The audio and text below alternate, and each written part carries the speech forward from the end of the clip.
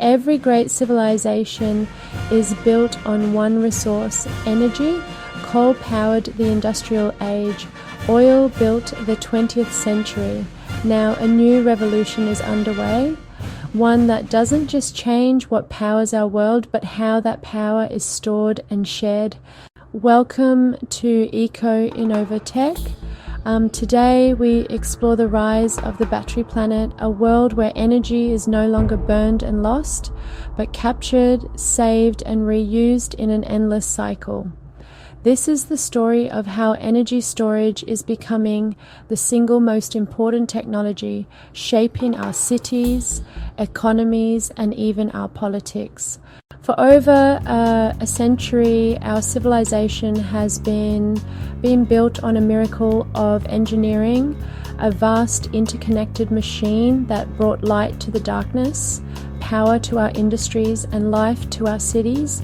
This was the electrical grid, a system built on a simple yet profoundly rigid principle. The power we generate must be consumed in the very same instant. There was no buffer, no pause button. For generations, this was a masterpiece of control. We commanded armies of turbines burning fossil fuels, coal, oil, and natural gas, to spin generators in a perfectly choreographed dance with our collective demand. When a city woke up and turned on its lights, a power plant hundreds of miles away would ramp up its output. And when a factory shut down for the night, another would throttle back. This was a one-way street of energy, flowing from a centralized source to a passive consumer. We burned fuel, created electricity, and used it instantly.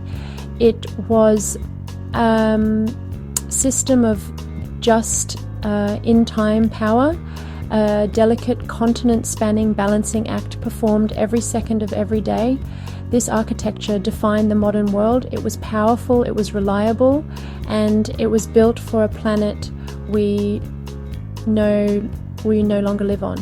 But then a new kind of power began to rise, a power not dug from the earth but harvested from the sky. Renewable energy, wind and solar changed everything. Instead of burning ancient sunlight stored in fossil fuels, we learned to capture it in real time. Instead of commanding the flow of energy, we began to dance with the rhythms of the planet itself. This wasn't just a change in technology, it was a fundamental shift in our relationship with energy. The promise was intoxicating, limitless power generated with no emissions, available everywhere the sun shines and the wind blows. It was the dawn of a new energy era. But this new dawn cast a long shadow. The sun, for all its power, doesn't shine at night, and the wind, for all its force, doesn't blow on demand. The very nature that makes renewables so clean also makes them unpredictable. Our old grid, the one built on perfect, instantaneous balance, was never designed for this. It was built for predictable, controllable power plants that could be turned on and off like a tap. How do you run a 24/7 civilization on a power source that takes the night off? How do you reconcile the grid's need for absolute stability with the inherent volatility of nature? This is the great challenge of the 21st century. We have unlocked the secret to clean energy generation, but we are trying to pour this new wine into old bottles. The result is a mismatch, a fundamental conflict between the energy of the future and the infrastructure of the past. The answer doesn't lie in generating more power, but in mastering time itself. If the problem is a gap between when energy is made and when it is needed, then we need to build a bridge across that gap. That bridge is energy storage. Storage is the missing piece of the puzzle, the enabling technology that makes the renewable revolution possible. It is the technology that makes renewable energy reliable. It allows us to break free from the tyranny of the instant, to finally sever the link between generation and consumption. With storage, the grid is no longer a tightrope. It becomes a reservoir. It's a simple concept with world-changing implications. And this idea is now exploding into 1,000 different forms. From the quiet hum of lithium-ion batteries in our homes and cars, capturing solar energy from our rooftops, to the colossal scale of pumped hydro, using mountains and water as a giant natural battery. We are seeing the rise of giant gravity towers, lifting millions of pounds of concrete to store potential energy, and thermal systems that hold the sun's heat in molten salt to generate steam long after sunset. We are building a world where energy is no longer a fleeting current, but a tangible asset, something to be saved, managed, and deployed with intelligence. This is more than just a new piece of infrastructure. It's a fundamental reinvention of how we think about power, about resources, and about time itself. It's about letting us save daylight for the night, summer for the winter, and moments of abundance for times of scarcity. This is the key to unlocking a future powered by the wind and the sun. The key to building a truly sustainable civilization. This is the dawn of the battery planet. Across the world, gigafactories are rising like cathedrals of the new industrial age. Each one can produce enough cells to power 1 million electric vehicles a year. Inside, precision robots assemble thousands of layers, anode, cathode separator in ultra-clean environments. Every cell is a tiny masterpiece of chemistry and engineering designed to hold more energy, charge faster, and last longer. Lithium ion is powerful, but it's not perfect. It depends on scarce metals like cobalt and nickel, often sourced from fragile ecosystems and complex political regions. A new wave of materials is emerging, cheaper, safer, and infinitely more sustainable. Sodium-ion batteries, solid-state batteries, flow batteries, and even organic batteries made from carbon-based polymers. We have mastered the art of storing energy on a personal scale. The lithium-ion cell, a marvel of modern chemistry, powers the devices that define our lives, fitting neatly into the palm of our hand. But the challenge of our time is not measured in milliamps, it is measured in terawatts. The question is no longer how to power a phone, but how to power a civilization. While these small cells power our individual worlds, truly massive systems are now being engineered to power entire nations.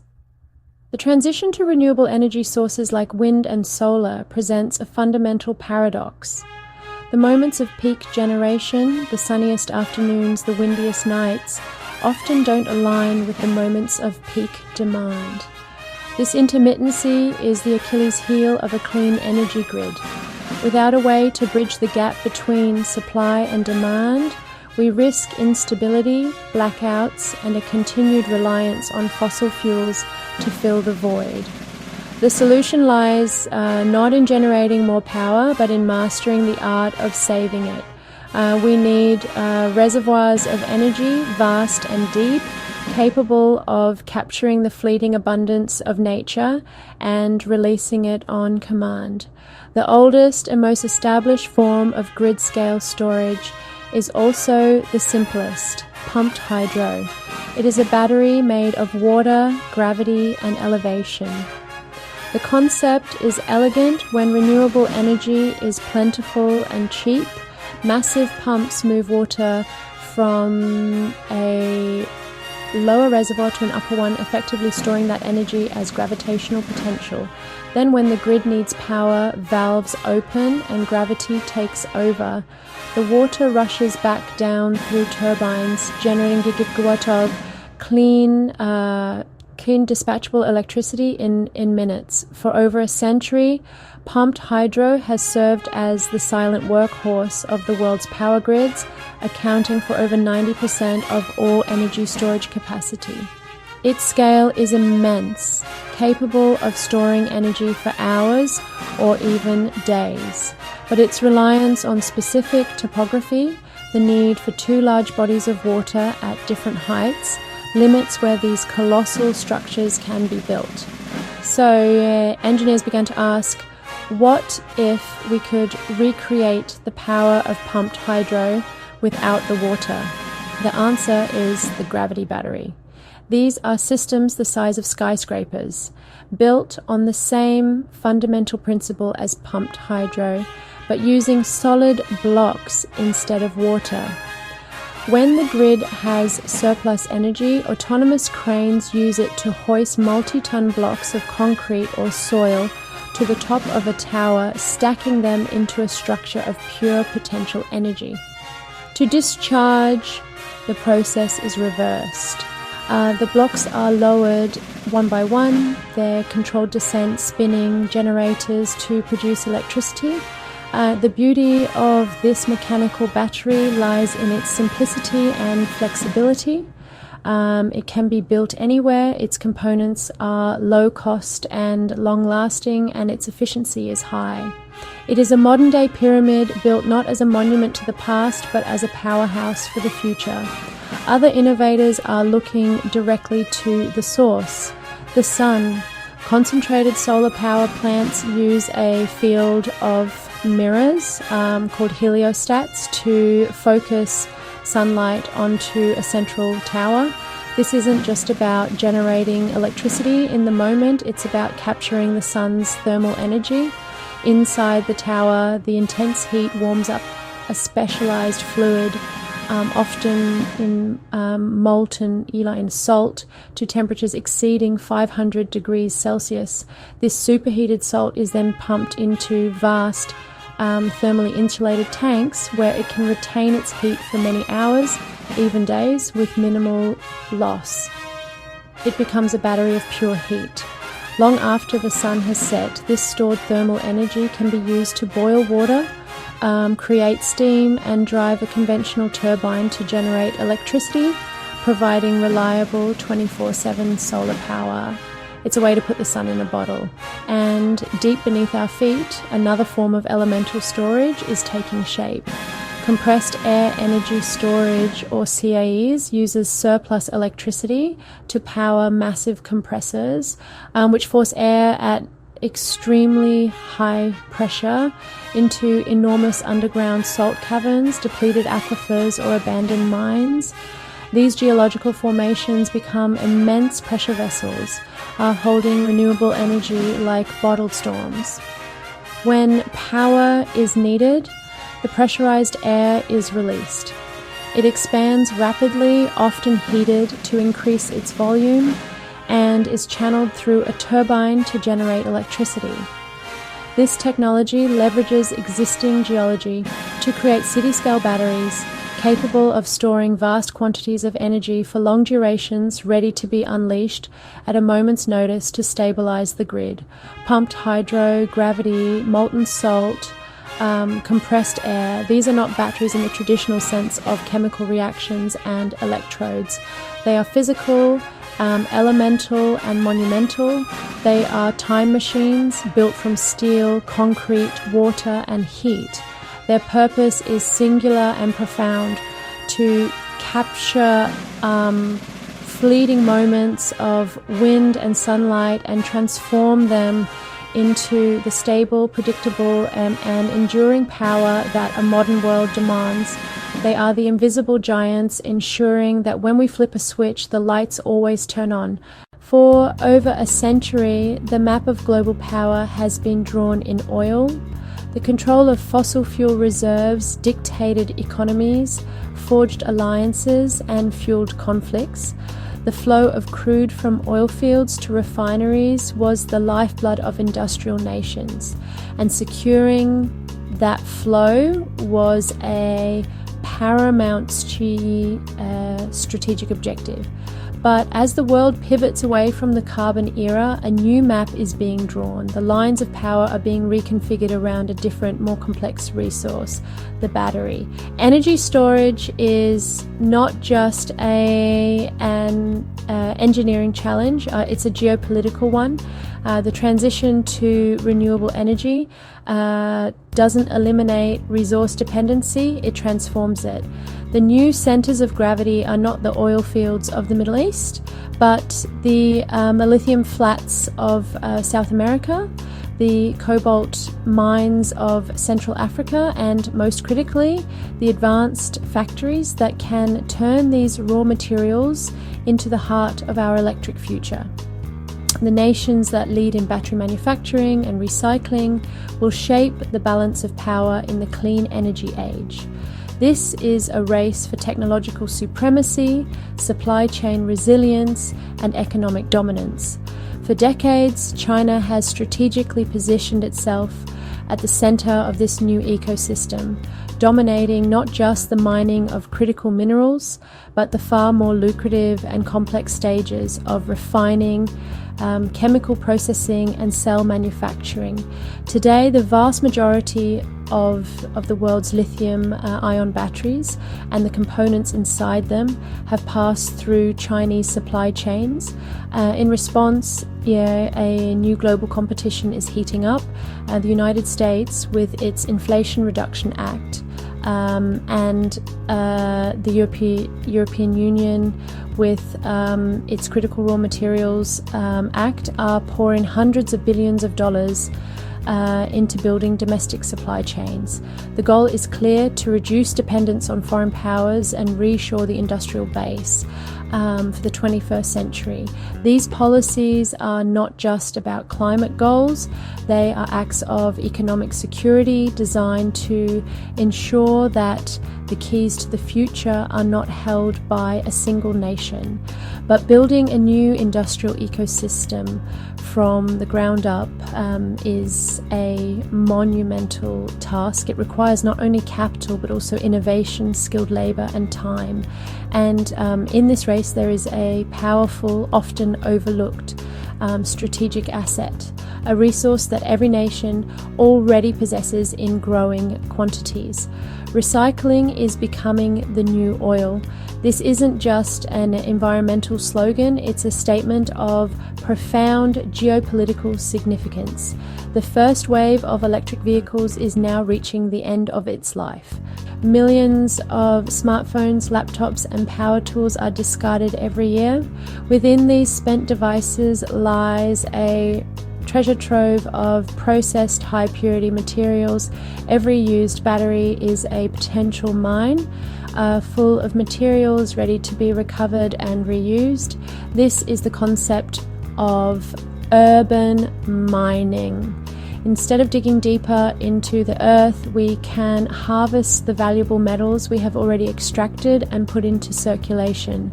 The lithium, cobalt, nickel, and copper locked inside a single EV battery pack are worth thousands of dollars. Scaled across millions of vehicles, this represents a domestic resource that could rival the output of a traditional mine. More importantly, this resource is local. It exists wherever batteries are used in our cities and towns. By developing a robust recycling infrastructure, a nation can create a secure domestic supply of the very materials it needs to build its next generation of batteries. It's a perfect circular loop, insulating a country from the volatility of global commodity markets and the political pressures of resource-rich nations. The energy required to recycle these metals is also a fraction of what's needed to mine and refine them from raw ore, adding a powerful environmental and economic incentive. This vision is already becoming a reality. Across the globe, pioneers are building the foundations of this circular economy. Companies like Redwood Materials in the United States and Northvolt in Europe are already designing closed-loop systems where every cell can be reborn into a new one. Redwood is building facilities that will take in old batteries and, through a combination of pyrometallurgy and hydrometallurgy, produce anode and cathode components that can be sold directly back to gigafactories. Northvolt's Revolt program has produced its first battery cell made with 100% recycled nickel, manganese, and cobalt. Their goal is for 50% of their raw material needs to be met through recycling by 2030.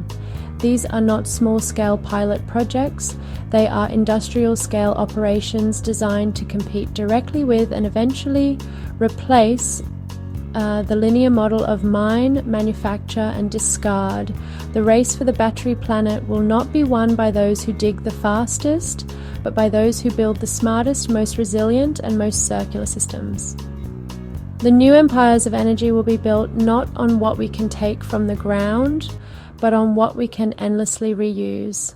Imagine cities that store their own electricity like living organisms, homes that share power with neighbors, electric vehicles that power homes during blackouts, and smart grids that balance themselves through AI. The battery planet represents a new kind of power. I know one that doesn't come from extraction but from preservation. We once built empires on coal, oil, and gas. Now we are building a civilization on electrons. The battery planet is not just a story of technology, it's a story of survival, ingenuity, and human evolution. And the question now is not if this future will happen, but who will build it first. Production settings, a cinematic tone, deep authoritative voiceover, ambient music, and realistic visuals of batteries, cities, and our natural world